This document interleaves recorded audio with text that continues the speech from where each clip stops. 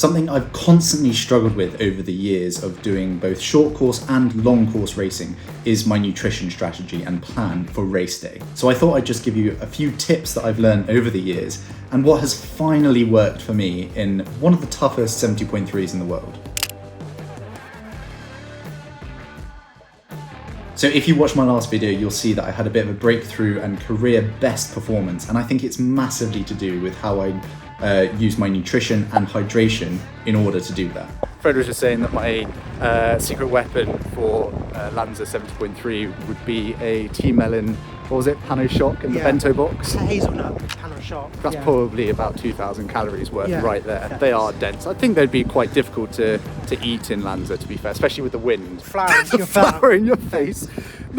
Not only that, I meant you'd have to fucking take it and eat it with one hand whilst the wind was blowing you off your bike. I did not have a hazelnut pano shock from Team Melon, so Fred can take you through some of his advice for both Olympic and 70.3 fueling suggestions. In 1 minute, we're just going to get Team Melon. I finally feel like I've got a solution that works for me in a race, and whether that be a colder race or a warmer race, I think it's both the same and can be applicable to anyone in any circumstance. It does almost seem like too much of a regular occurrence that we're here, to be fair. Sorry, Mum. It's expensive, this bakery, but we still come even though we're poor, so we must value it to a certain extent, even if it is a refueling method. Fuel. So I thought I'd take you through from start to the finish, and that's not necessarily the start of the race, it's from the start of my nutrition plan on race day and before race day. So before race day, I tend to eat something carby, so this is the night before. Don't tend to mess things up too much, don't tend to change what you're usually used to in your diet. But I tend to have something like a pizza. It's pretty plain, it's simple, it's not creamy, which is a little bit dodgy, or shellfish, which again can be a little bit dodgy on the stomach if you're not careful or used to it. But what I tend to do again is go for something carby, pizza orientated or pasta orientated. I'm not too fussy about what it is. I had a calzone in Lanzarote, but something carby and substantial so that it ties you over for the next day as well, so that you are still fueled going into the morning of the race. Now this one's a little bit tough because long course racing tends to be a very early start. So usually you start at about 7 a.m. for the pros. I tend to try and eat my breakfast 3 hours before that start. There's a few reasons for this. The primary reason is it has enough time to digest prior to the race, but also I don't like feeling too full on the start line. So in order to kind of mitigate that, let it digest and also get back out of my body any kind of excess, I tend to have food 3 hours before the start of the race. And what I have is porridge pots. And the reason I have porridge pots is because one, they don't have any milk or dairy in them. They have like powdered milk, which is slightly different. And two, you can take them anywhere. It's so easy to take them to any race, abroad or otherwise. So it's it's something that I can have every single time before a race on race day. This isn't a specific dairy issue that I have, it's just, well, I know that my stomach can get upset whilst I'm running or even on the bike if I eat or drink too much dairy. That coupled with a black coffee usually sorts me out for the rest of the morning. If you are getting any value or insights into how a pro or how us pros operate, do hit that subscribe button. It means a lot to me and helps the channel grow. So moving on to 20 minutes before the start of a race, I tend to have an energy gel. And I don't tend to have any caffeine gels, but I know people do because they tend to upset my stomach as well. But I just tend to have a 30-gram Precision Hydration energy gel, and that sorts me out for the start of the swim. Take us through what you'd have for an Olympic distance triathlon, because a lot of the people that you work with do Olympic distance. So what I'd recommend is, because I'm sponsored by Precision Hydration, all product is Precision Hydration, I would have the 30-gram carb, 100-milligram caffeine gel pre-race. My in-race nutrition. This is where I've really developed what I actually have on the bike and run in recent races, and especially Lanzarote 70.3. What I tend to do is I tend to have 2 to 3 bottles on the bike and try and consume at least 2 litres worth of water, dependent on how hot the race is. If it's hotter, I try and have a little bit more. If it's not as hot, 2 litres tends to do me justice. And within those 2 litres, this is the important bit, within those 2 litres, I tend to have 120 grams of carbs in each bottle, which is 4 scoops of the 60 gram, 1000 milligram carb and sodium precision hydration mix. It comes in a powder, which is great because it means you can take it with you and you can have the right dosage for you. You can scale this up and down dependent on how much power, how much weight you have within yourself, so that you know how much you need to be able to expend the energy that you need to expend within each of the disciplines. Then I'd swim, get onto the bike, and then I'd make sure on the bike I have 90 gram carb mix from Precision Hydration, but is it 90? It's 60 it's grams. 60 grams, sorry. Precision Hydration carb, but then I double dose it, so it's basically you've got 120 grams of carb. Keep the cramp away. Which I need massively because I'm quite a high sodium sweater. Yeah, so Precision Hydration also tests your sweat.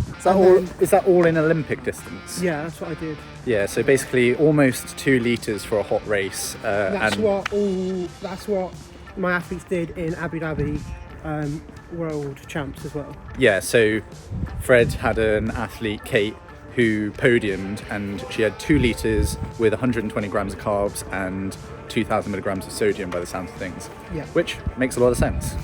Because she cramps quite a lot, especially in TT position, you're more likely to cramp up just the nature of the position, and you generally ride a bit harder.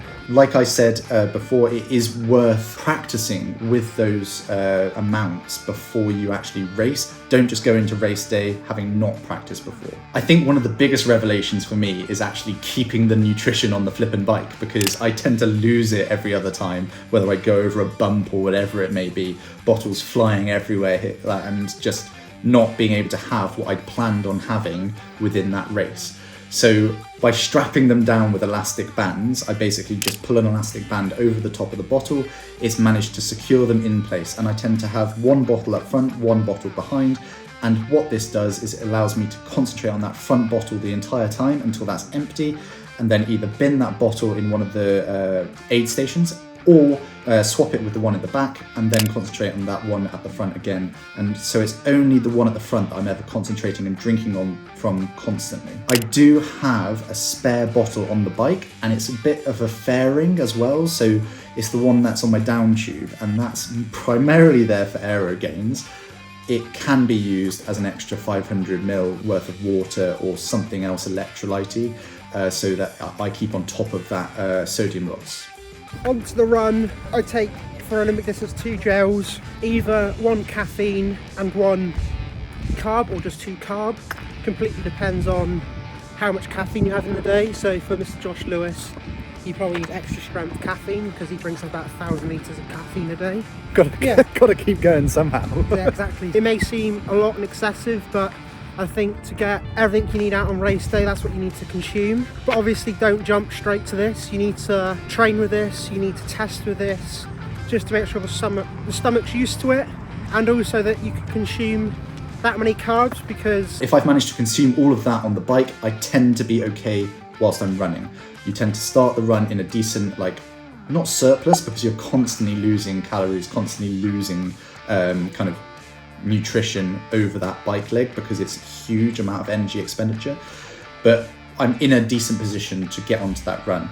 And I think that during that run, I actually need to take more than what I did on the run in Lanzarote, because it was quite a nutritious run. It was quite muscular. It was quite long. But I did manage to take 30 grams of carbs during that run. It's nowhere near enough. I definitely need to double up on that at least. For Olympic distance, 2 gels.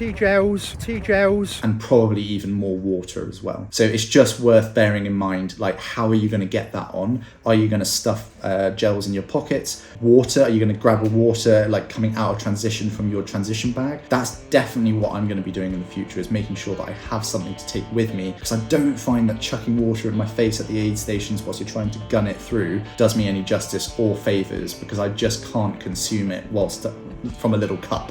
A cup is not sufficient for me to try and glug water. So maybe something like a bottle or something squeezy to get that fluid in will be more beneficial.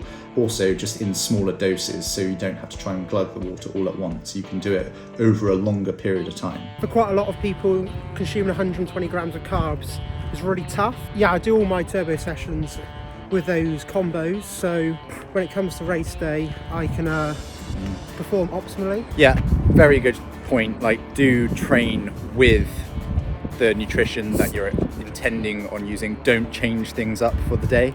I think that's a mistake that a lot of people make, is they try something new on race day and then more likely than not have GI issues and either cramp or shit themselves. So just beware.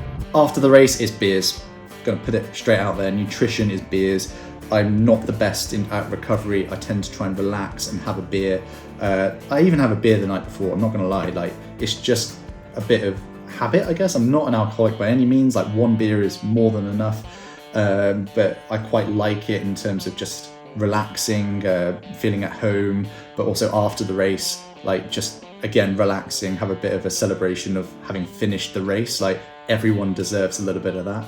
But yeah, no, it's always nice to like just try and refuel in any way possible.